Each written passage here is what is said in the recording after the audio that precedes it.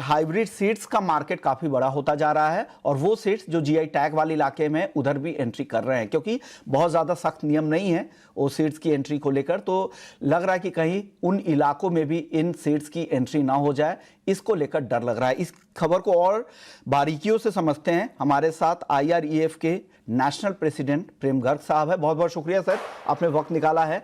Sir, कितनी बड़ी ये चिंता है? क्या वाकई चिंता करने की बात है या ज़्यादा चिंता नहीं है इससे?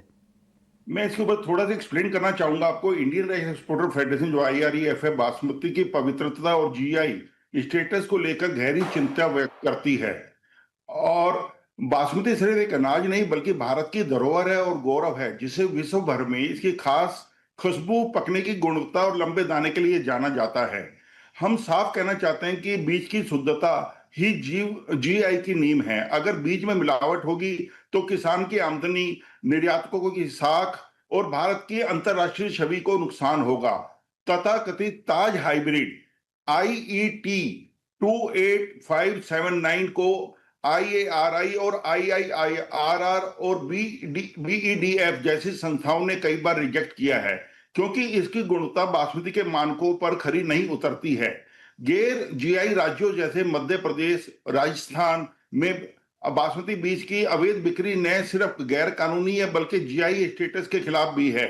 IRF ने सरकार से मांग करता है कि ऐसे अप्रूव या ऐसे इनको अप्रूव ना किया जाए, हाइब्रिड बीज की तुरंत बिक्री रोकी जाए, बीज वितरण पर कड़ा नियंत्रण और निगरानी की जाए, किसानों और निर्यातकों को इस तरह की भ्रामक गतिविधियों से बचाया जाए।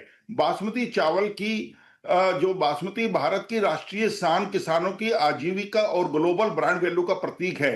IRF इस धरोहर को सुरक्षित रखने और पूरी दुनिया में इसकी साख बनाए रखने के लिए प्रतिबद्ध है। तो हम इसको बिल्कुल वरीड हैं और हम चाहते हैं कि भी ये बिल्कुल भी इसको इंप्लीमेंट ना किया जाए और गवर्नमेंट इसके साथ सख्ती से पेश आए। कि अगर आप उस इलाके में एंट्री करती है जहां पर GI टैग मिला हुआ है तो GI टैग पे खतरा यहां पर आ सकता है। कहा यह जा रहा है कि हैदराबाद की शक्ति सीड्स ने ताज हाइब्रिड नाम से बासमती की वैरायटी पेश की है और इससे भारत के सीड कानून की जो कमजोरियां हैं वो इससे साफ दिख रही है। अप्रूव न होने के बावजूद बासमती बीज बाजार में पहुंच रहे हैं, ये एक बड़ी चिंता है जिसकी चर्चा कर रहे थे प्रेम सर। सर, वैसे अब आउटलुक क्या है सर? बासमती मार्केट में आप आ गए हैं तो प्राइस का भी बता दीजिए, बासमती का प्राइस का क्या हालचाल है और आगे को लेकर आप क्या ट्रेंड देख रहे हैं? देखिए, ट्रेंड जो है बासमती राइस का अभी अच्छा रहने वाला है, क्योंकि अभी जैसे पंजाब के अंदर क्रॉप का खराब होने का काफी था, पर वो क्रॉप जो है 5-6% के ऊपर ही आकर रुक गई है। और बासमती के प्राइसेस, क्योंकि अब नया सीजन आने वाला है और काफी कंट्रियों की उम्मीद है, जैसे कि अभी BIRC भी होने जा रहा है जिसके अंदर हजारों के करीब बायर्स आ रहे हैं, तो लगता है कि बासमती का इस साल हमारे को एक्स्ट्रा 1 मिलियन टन की नई मार्केट्स मिलेंगी और बासमती के ऊपर हम काफी बिजनेस कर पाएंगे। और बासमती के प्राइसेस जो हैं जितने अभी चल रहे हैं, इससे नीचे जाने की अभी उम्मीद नहीं है और इसके अंदर कहीं ना कहीं प्राइसेस में 50 से $100 की तेजी आ सकती है बासमती राइस के ऊपर हम बात करें।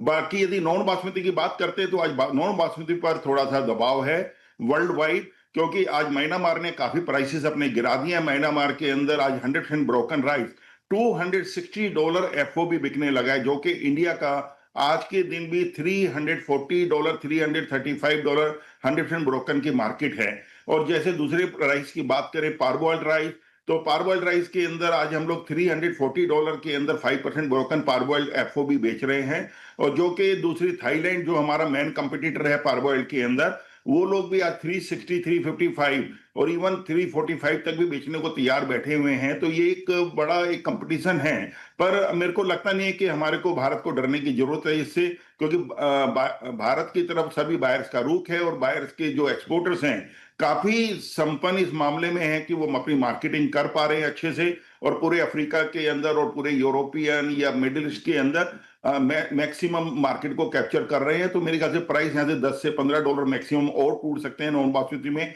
इसके बाद कहीं टूटने की गुंजाइश नहीं है। और गवर्नमेंट से उम्मीद है कि गवर्नमेंट के पास जैसे एक्सेस क्रॉप है और जैसे एक्सेस स्टॉक्स हैं, तो मेरी गवर्नमेंट के साथ रिक्वेस्ट यही है, इसको जल्दी से जल्दी एक्सपोर्टर्स को देने का कुछ सोल्यूशन किया जाए जिससे एक्सपोर्टर्स को मैक्सिमम कर पाए, क्योंकि अदरवाइज इस गैप को दूसरी कंट्री ने भरा तो हम लोग इस मार्केट को लूज कर जाएंगे।